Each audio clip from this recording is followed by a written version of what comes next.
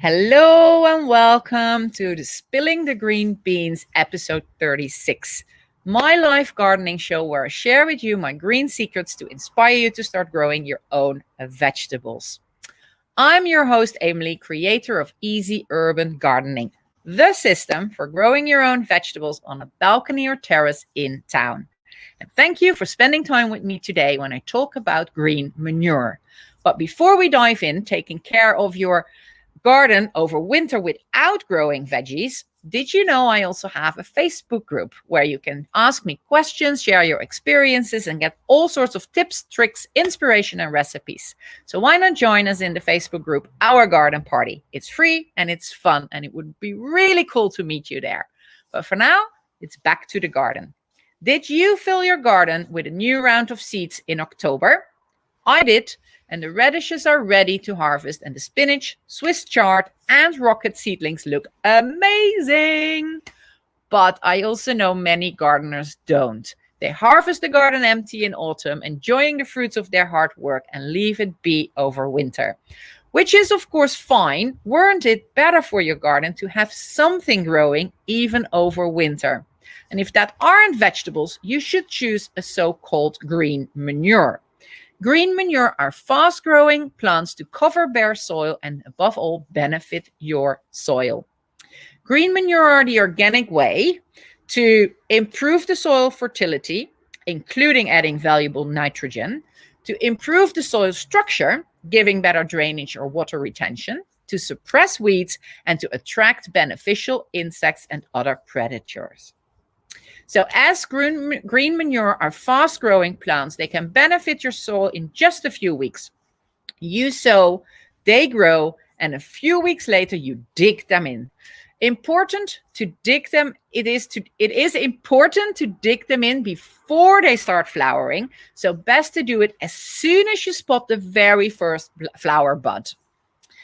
And digging them in is part of the manure process. So many plants can be used as green manure, and in a traditional garden, you would ideally have some green manure growing somewhere all year round. But that is unnecessary in an easy urban garden. The only time of year it makes sense is over winter, in case you don't grow many winter vegetables. So let's discuss the best overwinter options for your easy urban garden.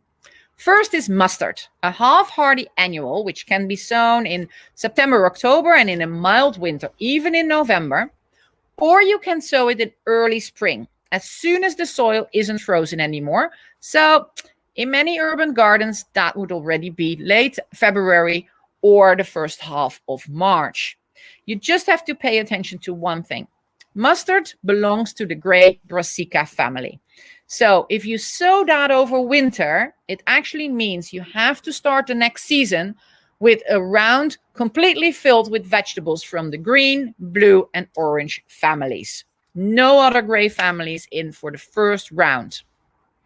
Second, it's crimson clover. It's a hardy annual, and it's best sown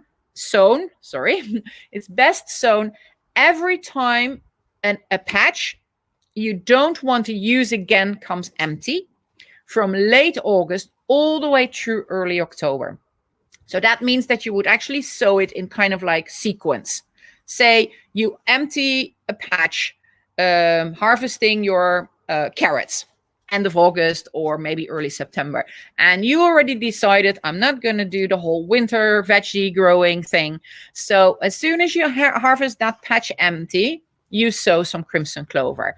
And then maybe the next two patches that you harvest in September empty are, I don't know, maybe lettuce and some radishes. So as soon as they come empty, you might want to sow the crimson clover, which you just kind of like sprinkle over the soil, and that's fine. So if you do that every time you empty a patch until kind of like early October, mid-October, then you are good to go. You leave it over winter, and it provides a rapid fertility boost for your soil. And the bees love its dramatic flowers, and it's kind of like one of the few that flower still so early in the year. So that is a really, really good choice. And if it's a mild winter, It may even overwinter completely and keep flowering and keep doing its work. A third option is Hungarian grazing, or also forage rye. It's a hardy annual, and you should sow it between the end of August and the beginning of December. It kind of like releases a substance which inhibits seed germination. So it really prevents weed infestation over winter. As just one little trick, you have to make sure that once you dig them in, you leave that spot empty for 4 weeks. 4 weeks. Because you can imagine, if it prevents the seeds of wheat to germinate, that same substance also prevents your vegetable seeds to germinate. And you don't want that. So you have to leave it empty for 4 weeks. Which means if you grow them over winter, you kind of like start digging them in as soon as you can actually dig in the soil again. My experience here in Switzerland is that is most of the time that is in February. Sometimes I even cover my gardens really early spring, or actually still in winter, like end of January, early February, to help warming them up. And then I can work the soil in February normally easily. And that's a good time to dig rye in, or Hungarian grazing in. And then you have from, say, early February to early March to leave the spots empty and start a fresh season in March again. Last but definitely not least, I want to tell you about my absolute favorite green manure, and that are beans and peas.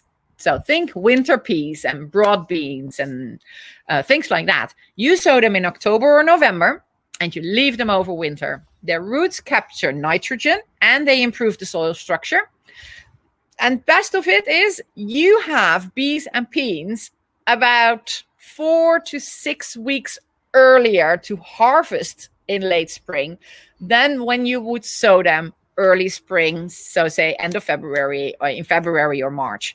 And that is a really nice thing because you took care of your garden over winter and you have fresh peas at Easter, maybe even. So that is really, really cool. So is your soil still workable? Then go out and sprinkle some clover or mustard seeds, or sow some beans or peas to help your garden over winter. And just remember, it's beans and peas, especially I'm talking broad beans and winter peas, not something like delicate French green beans. Here as well, of course, you can help them germinate by taking a wet kitchen towel, put it in a plastic container, put your beans or peas on there, put the lid on, and just leave them for a couple of days until you see the first little root appear. That just helps them. That gives them kind of like a head start. Might be important now because you want them actually already to have seedlings, roughly about 10 centimeters, before real winter, freezing temperatures, snow, etc. sets in. So that was kind of it. But before I say goodbye for this week, I want to remind you that I have this really cool community on Facebook where we meet to share our experiences, ask questions, get tips or recipes, be inspired. And it's my free Facebook group called Our Garden Party. You are warmly invited to join that party. I can't wait to meet you there. For now, I thank you for spending time with me in the garden and look forward to seeing you again. Next time when I talk about pumpkins. Yeah, it's one of my favorite autumn vegetables and oh so versatile in the kitchen. So get ready for another episode with culinary inspiration and recipes. And did you enjoy this episode of Spilling the Green Beans? Please share, subscribe, and give a review so more people can enjoy the show. I see you in the next episode. Bye.